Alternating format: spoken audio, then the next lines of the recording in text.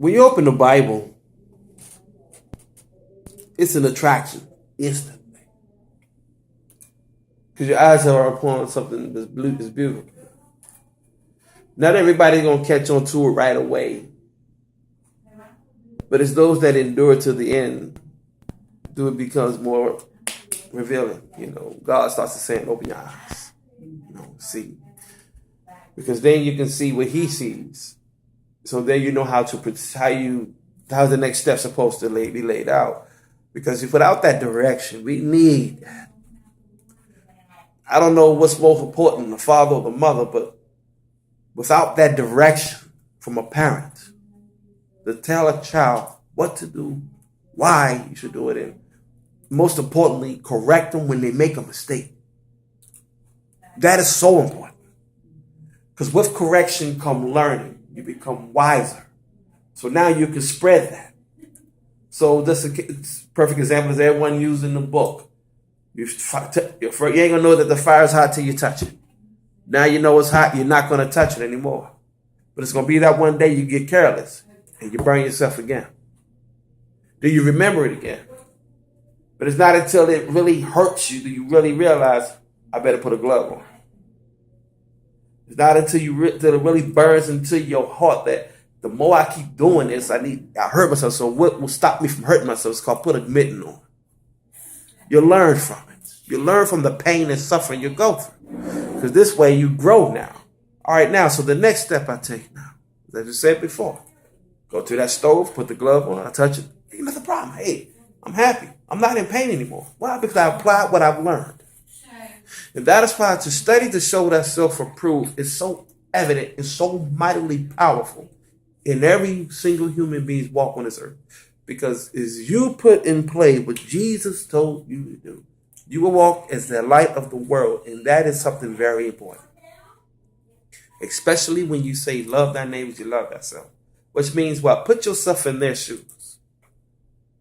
If you were still lost in this world, what would wake you up?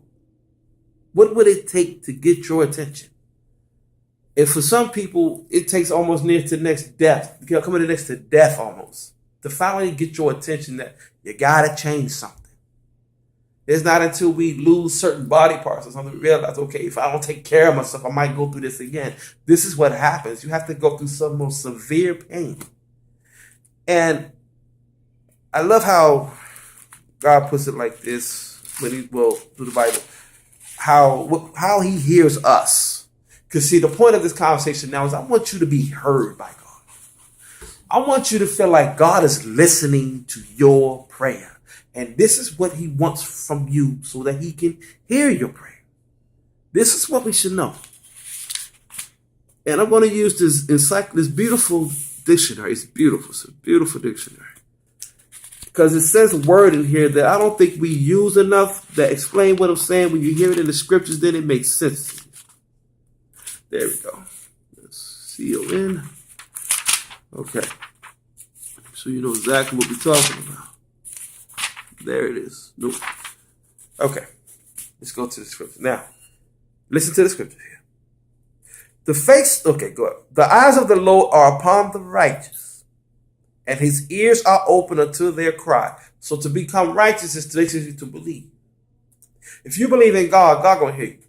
He just told you that. This is called faith now.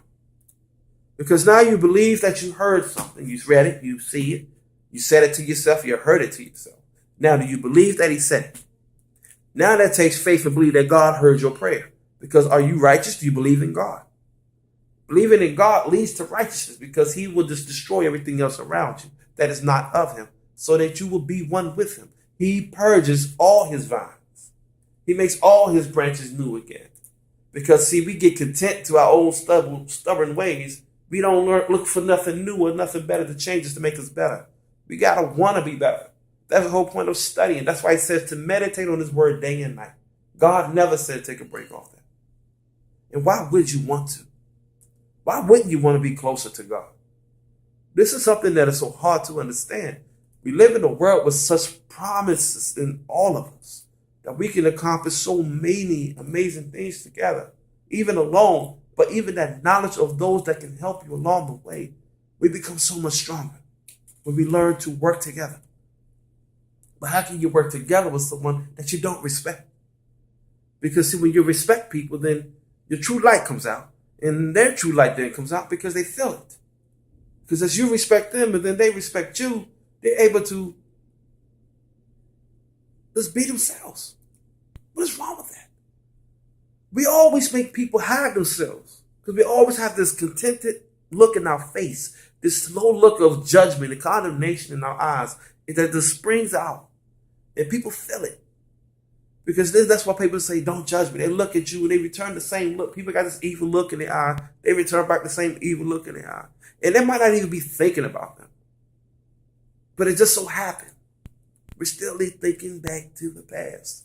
We still hold on to things we did before. And why we do that, so we won't repeat them again. We use it as a safety background, like, oh, safety net, I'm sorry, there you go.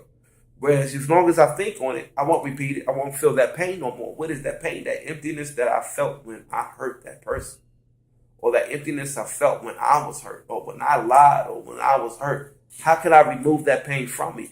And then I say, if I put God first and practice what he tells me to do when he says to acknowledge me in all thy ways, then I shall direct thy paths. That scripture is so powerful if you just listen to it. For it's the light, he's the lamp unto your feet. The law of God is your lamp. You just walk and do as he tells you. How on earth would you hurt a soul? If you are loving God with all your heart, your soul, your mind, your might, your strength, what are you doing? You're listening to him. And if you're learning to love thy neighbors, you love thyself, find out what does that mean.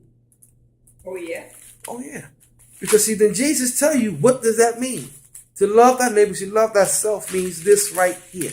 God's Son gives you the definition of that commandment. That is a great gift in itself.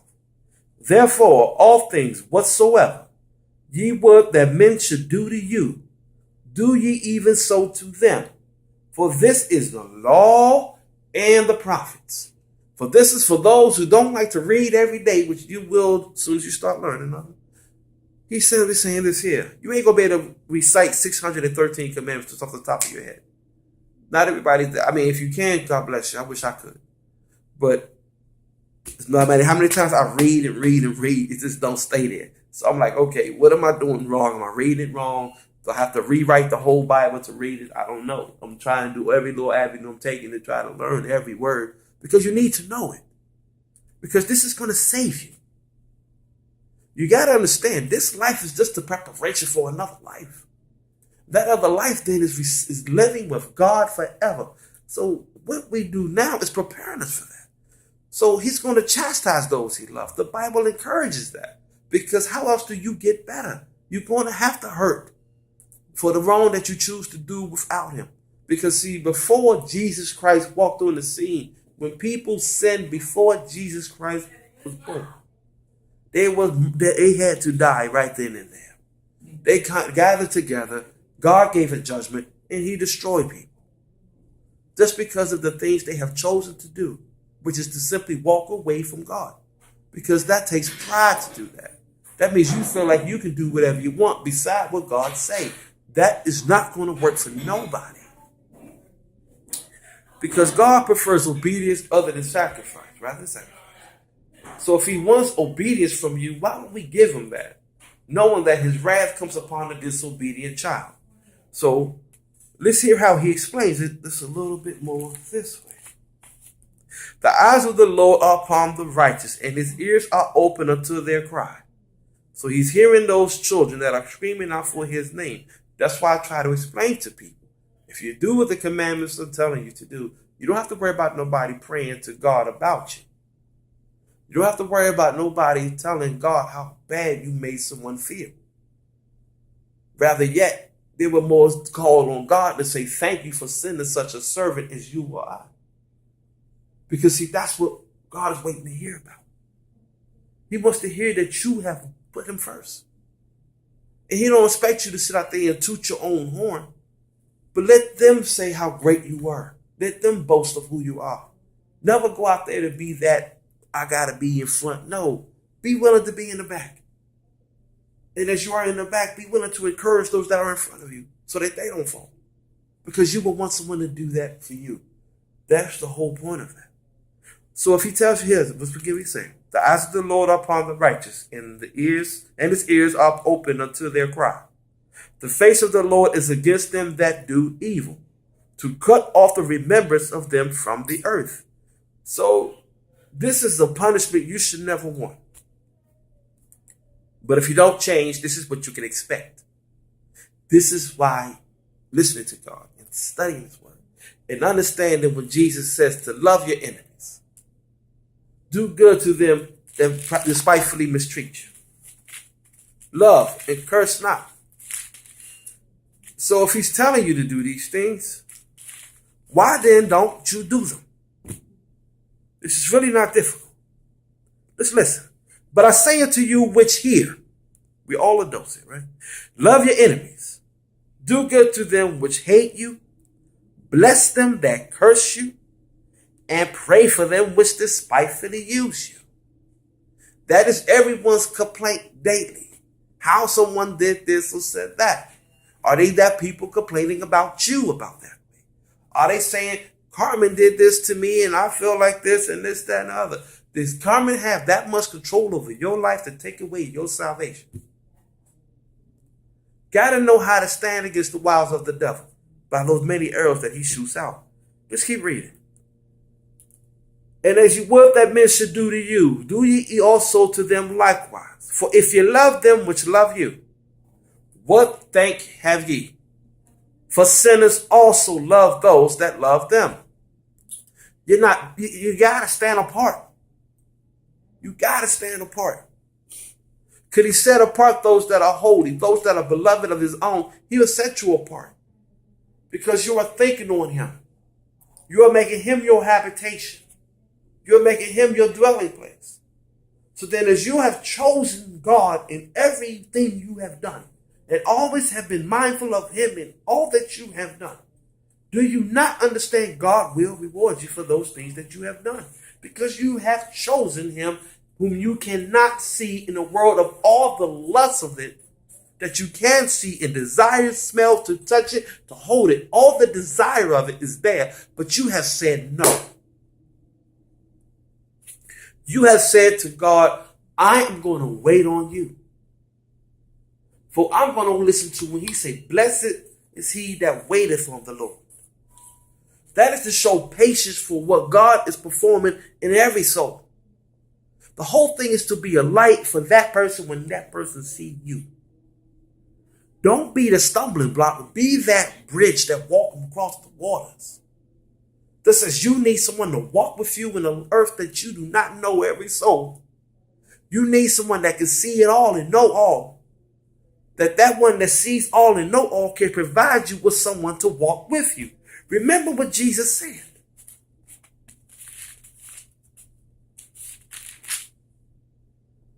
Glory. But the Comforter, which is the Holy Ghost, whom the Father will send in my name, He shall teach you all things and bring all things to your remembrance whatsoever I have said unto you. Now that means, okay, what does the Bible say to me? Because see, as you're studying to show that self-approved, you are clearing everything that is not of God out. Why? Because God is purging. He's placing the thought and the memory of His word in your heart so that you will remember to love thy neighbors and love thyself. Do not covet. Means what? Do not be greedy. Don't be greedy for gain, but be more greedy for what God has to give for you. Indulge in Him. Not in the things of the world, especially when He made a point to say to love not the world, neither the things that are in the world. If you do, you are going to become a part of the world in a way you do not want. That is always a choice thing, man. And knowing that it's a choice thing, that means you got to ask yourself, why would anyone choose to fight a God you cannot see, nor touch, nor feel, nor smell? Everything around Him is the breath of Him. If God chose to take your breath away, where are you going to be? Gone. But as God keeps giving you that power to open your eyes, be grateful. Think on His name like His name rings supreme in your life and be an example of that. Amen.